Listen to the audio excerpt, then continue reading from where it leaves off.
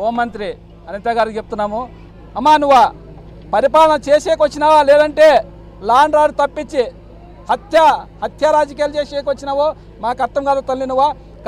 First నువ్వు ఇన్ని హత్యలు జరుగుతున్నా ఏం పట్టించుకోలేదు కాబట్టి ఖచ్చితంగా ఫస్ట్ నువ్వు రాజీనామా చేసే విధంగా నువ్వు చెప్తున్నావు. ఎందుకంటే ఆయన శ్రీనివాస్ రెడ్డి అని ఆయన ఏయ్ కొడక నువ్వేమైనా అడ్డం వస్తే నిన్ను పెట్రోల్ పోసి అగ్గి పెడతామనే విధంగా మాట్లాడుతుంటే ఎస్ఐనే మాట్లాడుతుంటే ఇంక దిక్కెవరికి ఉంది?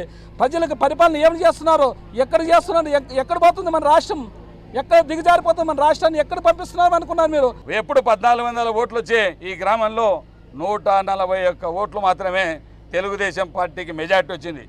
ఆ అక్కసతో ఈ గ్రామంలో ఇంకా బెదిరింపులు చేసుకోకపోతే రాబోయే రోజుల్లో పట్టు తప్పుతుంది, నా యొక్క పెత్తనం లేకుండా పోతుంది అనే దురుద్దేశంతో ఈ గ్రామంలో ఎస్ఐ ఉండగానే ఎస్ఐ ముందనే రాత్రి 11-12 గంటలకు వచ్చి హింసాకాండ మొదలుపెట్టి ఇళ్ళు తిరిగి భయభ్రాంతులను గురి చేసి పరిగెత్తే విధంగా ఇళ్ల వద్దకు వెళ్ళి పెద్దిరెడ్డి అయిన వాళ్ళ తల్లిని వాళ్ళ చెల్లెళ్ళు కొట్టి దారుణంగా కర్రలతో రాడ్లతో కొట్టి హింసించి తర్వాత సుబ్బరాయుడి ఇంటికి వచ్చి సుబ్బరాయుడి ఇంటి వద్ద కూడా దారుణంగా బయటికి ఈడ్చుకొచ్చి రాడ్లతో కత్తులతో అదేవిధంగా రాళ్లతో దాడి చేసి దారుణంగా చంపిన సంఘటన చూసాం.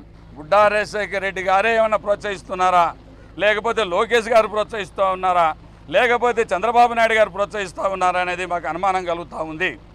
మీరేదో రెడ్ బుక్ పెట్టుకొని మేము వాణ్ణి చేస్తాం ఏమి చేస్తాం అనేది 2 నెలల్లో మామూలుగా ఎక్కడైనా ఎలక్షన్లు జరిగితే ఓడిపోయిన వాడు నన్ను అనవసరంగా ఓడగొట్టినారని కక్షతో దాడులు జరిగేటి, కానీ ఇది కొత్త ఆనవాయితీ చూస్తున్నాం. గెలిచిన వాళ్ళు ఓడిపోయిన వాళ్ళ మీదకి అంటే ఇది మాత్రం ఈ పద్ధతి మంచిది కానే కాదు. ఈరోజు ఇప్పటికి ఎన్ని హత్యలు జరిగినది ఒకసారి చంద్రబాబు నాయుడు కూడా చూడాల్సిన అవసరం ఉంది. మీరేమో అసెంబ్లీలో మంచి నీతి మాటలు చెప్తున్నారు, బయట మాత్రం మీ నాయకులు ఇవన్నీ చేస్తున్నారు. అంటే మీ నాయకులు మీరే ప్రోత్సహిస్తున్నారా ఇట్లా చేయండి, మేము మాట్లాడేది మేమంతా శ్రీరంగ నీతులు చెప్తాం, మీరు చేయాల్సిన పని మీరు చేయండి అని ఏమన్నా మీరే చెప్తున్నారా?